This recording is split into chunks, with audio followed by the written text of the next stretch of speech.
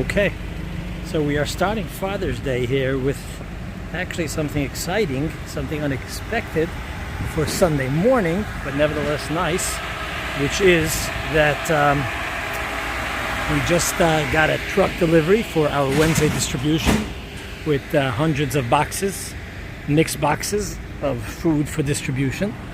So we have Patrick over there, who very, very kindly is offering to unload the truck, load the container. And I want to say, I hope Patrick doesn't mind me saying this, I actually said to Patrick, let me pay you for this, you're working so hard. And Patrick is refusing. He just wants to do it for the mitzvah. Patrick, say hello. Hello. You're live on Facebook. I just said how wonderful how wonderful you are. To God be the glory. You're the best, Patrick. God be the glory. Thank you. So there you have it. Just wants to do it because it's the right thing. But we will, God willing, give him a nice tip regardless, although he refuses. But we'll figure it out. Okay, so let's get here into class. I'm going to start a blessing. I'm going to go into my office. Hold on a moment. We'll make a blessing on the coffee. And hopefully you won't notice too much how messy the office is. We'll try to keep that. And let's turn the camera around there. Hold on. Let's do this. So, whoopsie. I want you to see the mess. Remember that? Here we go. Okay. So here we go. Let me close the door here. I'm going to say a blessing on the coffee. And we could start learning some Torah. Okay. I think we're good. You know what I'm going to do? I'm also going to put in these my Galaxy Buds over here, so that hopefully you could hear better, because some people have complained that the sound is not good. I don't know if that's better. You hear me better? I don't know if it's working, not working, I have no idea. But either way, we'll make a bracha. Baruch atah Adonai Eloheinu melech haolam she'akol niya bidvaro. So, today is Father's Day. I wouldn't call it a Jewish holiday because of various factors, various reasons, but nevertheless, it's a wonderful thing that fathers throughout the United States of America are being shown appreciation. And on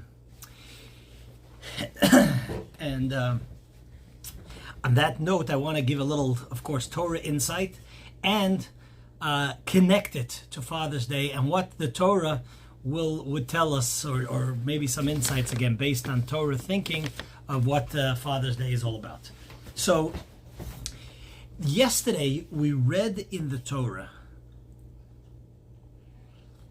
one of the most difficult passages that commentaries throughout the ages have struggled with. There's much insight, many various different opinions, and it is one of those parts of the Torah, of the Bible, in Numbers, in Bamidbar, Parashat Chukat, which anybody who reads it and learns it and so on struggles with it. And that is the story of Moshe being summoned and being asked by the people that they want water. God tells them to take the stick, to go bring forth water miraculously from the stone. Water comes forth by Moshe going ahead and hitting the stick twice. And after that, God says to Moshe Rabbeinu, because you have not sanctified my name, you shall not, you and Aharon, you and your brother Aaron will not enter the land, because you did not sanctify my name. And we are so bothered by this story, everybody who reads it, and it's probably one of the most portions in the Torah that I, as a teacher, rabbi, get questions about is why and how come Moshe was treated seemingly so unfairly. It seems like Moshe Rabbeinu, Moses, who led the Jewish people through the desert, through thick and thin, through complaints and challenges and rebellions and the suffering of Egypt, etc. And all of a sudden, he does something which is questionable, and which the reason I say questionable, because it is not clear. It is not clear in the Torah what did Moshe Rabbeinu do wrong. It's not clearly defined. We just know that God says, you didn't sanctify my name. What did he do wrong? And there are many, many commentaries who try to address this, and this passion in their expression, where one might be very passionate in rejecting someone else's explanation.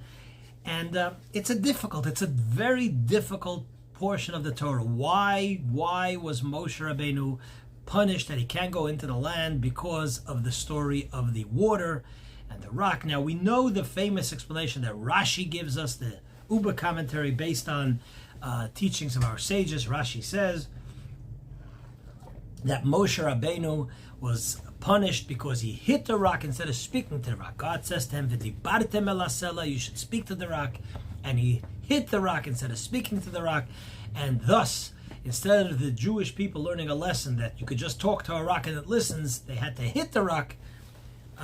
That's why Moshe was punished, and this is the explanation that Rashi gives us, and this is the most common explanation given that a child studying in Cheder will give you as an answer of why Moshe was punished, and common knowledge, Moshe hit the rock instead of talking to the rock.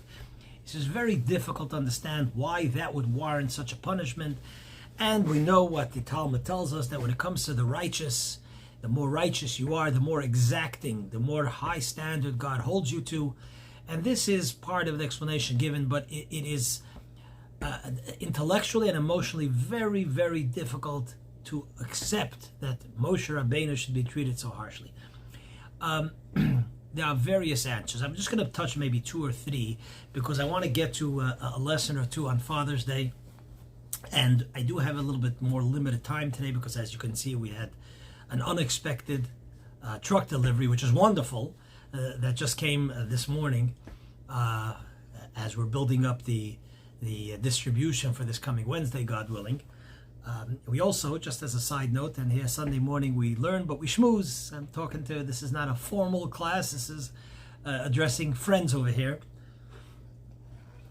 We had a wonderful Shabbat dinner of the volunteers that help with the food distribution this Friday night, and we heard some very sort of moving stories from the volunteers that either deliver or help pack, and their interactions with some of the people. It was just a beautiful Shabbat dinner.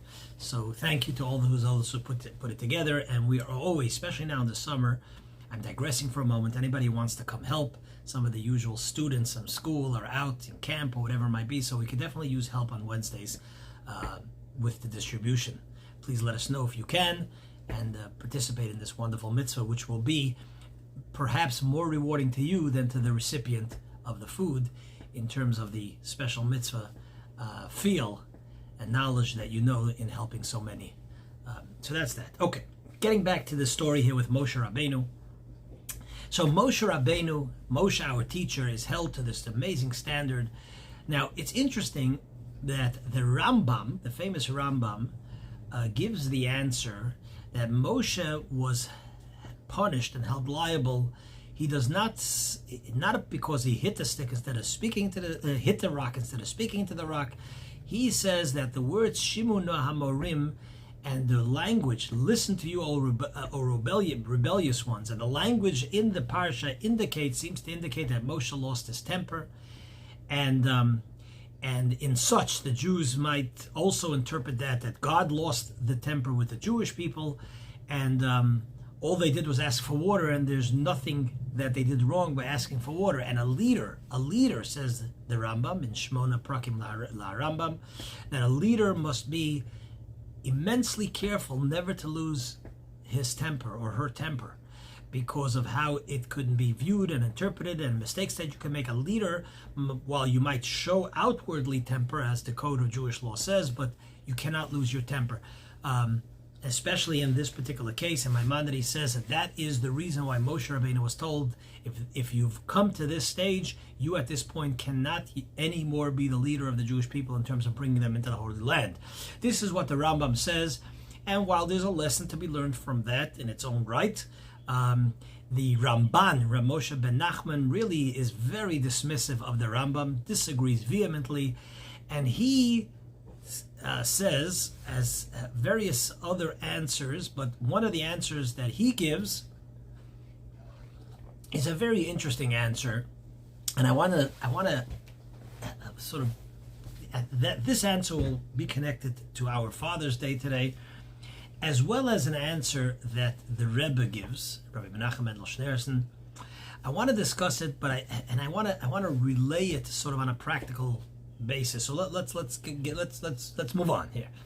The Ramban says that, and the Kedushas Levi, Rabbi Yitzchak Berditchev brings this from the Ramban as well. He says what happened over here is that Moshe Rabbeinu, Moses, instead of chastising the Jewish people by saying you've done something wrong, which he does, he says, do you think we could bring water? Meaning, of course, if you ask for water, God can give you water even from this rock.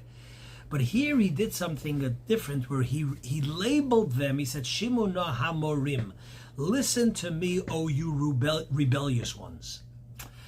He didn't say, why are you rebelling? He labeled them as rebellious ones. And the Ramban and commentaries elaborate on this, that a teacher, let me preface this a little bit with a story.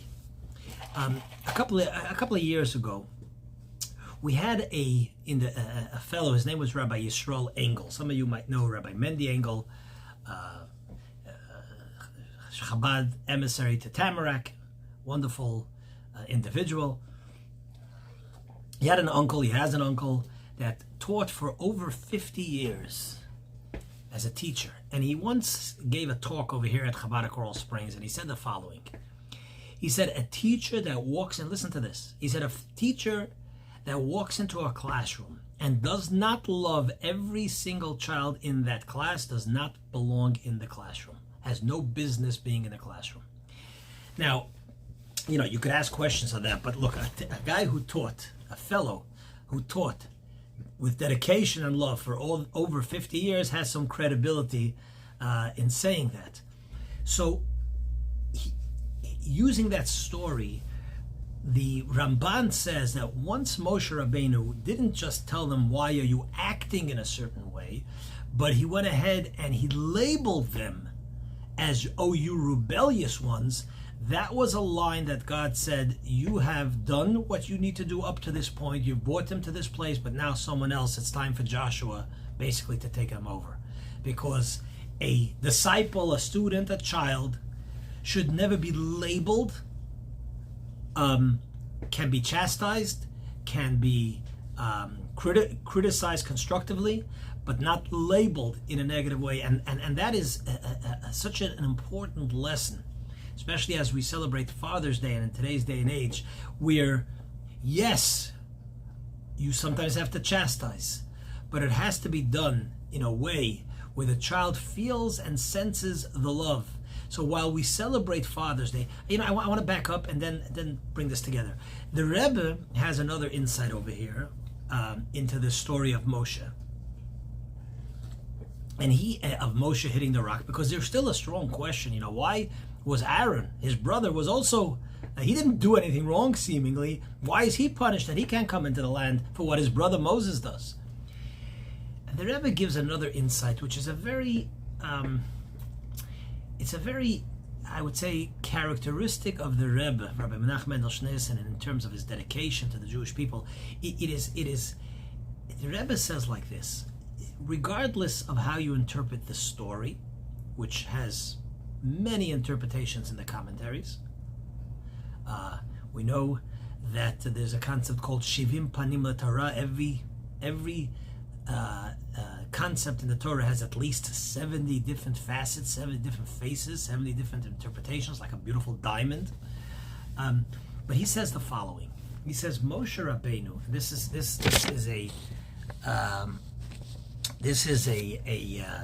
This goes somewhat to what the definition of a leader is, which a father is, of course, a leader. Moshe Rabbeinu. Hold on a second, because one of my kids are driving me a little crazy, and I gotta send him a text so he stops calling me. Okay? Hold on. Zoom. Okay, sorry about that pause for a moment. I hope you're all still there. So I had to send a quick text message to a child of mine who is in need. Thank God I'm a father as well. Okay, so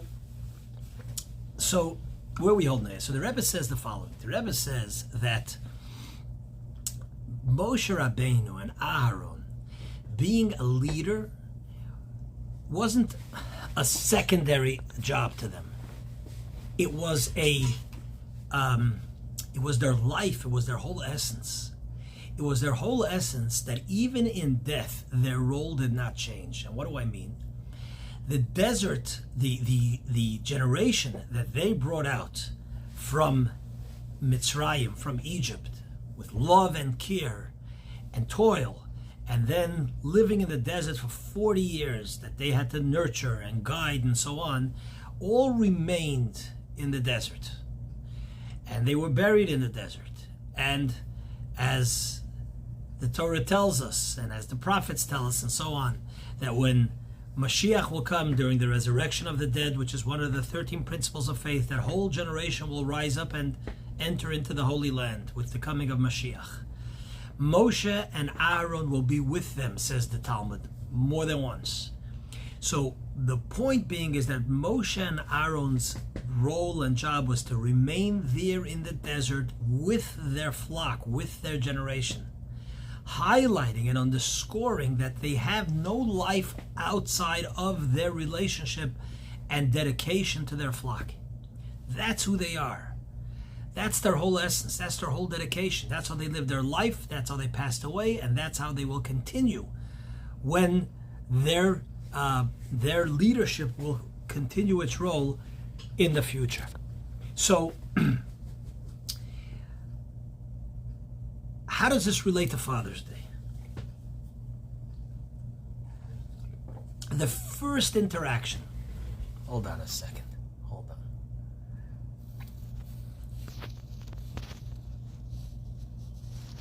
The first interaction that we find in Jewish history, in the Torah, between father and son, is from Abraham to his son Isaac. When Avram and Isaac are traveling, because God says to Avram, go ahead, and I want you to bring your son as a sacrifice, by the famous story of the Akedah. And of course, eventually, instead of Isaac, it was just a test. And Isaac is not brought as a sacrifice, otherwise we wouldn't exist today as a Jewish people. Instead, he brings an animal sacrifice. So we find over there that Isaac turns to his father and he says, by Yomer, he turns to, we say this every morning in the prayers, he says to his father, he says to him, Vayomer Ovi, he says, Dad. And his father gives the very famous answer. He says just two words. He says, Hineni v'ni, I am here, my son. Now they're walking together. Yitzchak is talking to his dad. What is this answer? I'm here, my son. And this becomes the famous and known and fundamental answer that every father has to give to his child. That the child has to know that I am fully and totally here for you in the most loving, in the most giving, in the most accepting, in the most non-sort of labeling, you're a bad kid, God forbid. Hineni v'ni, I am here, my son. You know, in Judaism, there's the role of the father, role of the mother. The role of the mother is more the nurturing role. The role of the father is more the sort of leadership, enforcing the good values. The one who says this is the way it is, whether you understand it or not. But in order to be successful, because we have children today who sometimes sadly rebel against the parents and the values and so on. If you want to, I mean, this is about Father's Day and appreciating fathers, of course, but it's, you know, Judaism is a lot more about our responsibilities than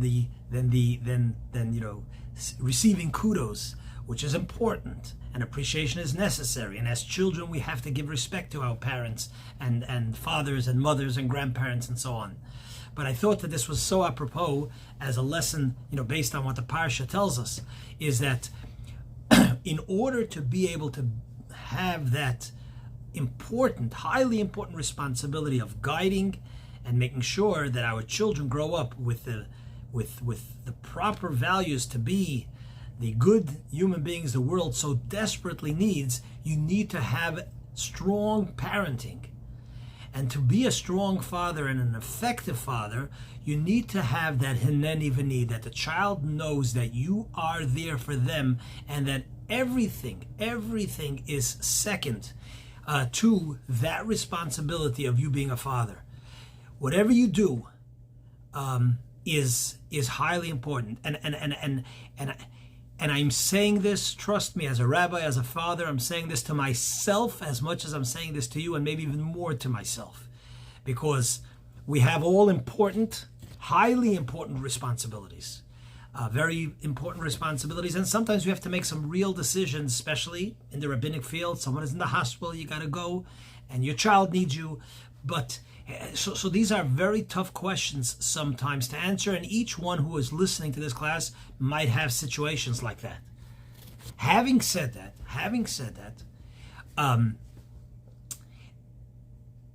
when the child feels that deep inside there is the hineni v'ni, that anything that's really important, you are 100% I am here, then and only then, and especially with teenagers, by the way, can you be successful in being the firm father which is needed to pass on and make sure that the values of your family, the values of our tradition, the values of Torah will penetrate and be accepted by your children. So that's my short Father's Day Dvar Torah insight. There's a lot more that we could discuss, but I hope this will suffice. Thank you for joining us, and it is just great to be able to share it together, share it with others, and God willing, we shall continue to share words of Torah next week. Have a fantastic and wonderful week.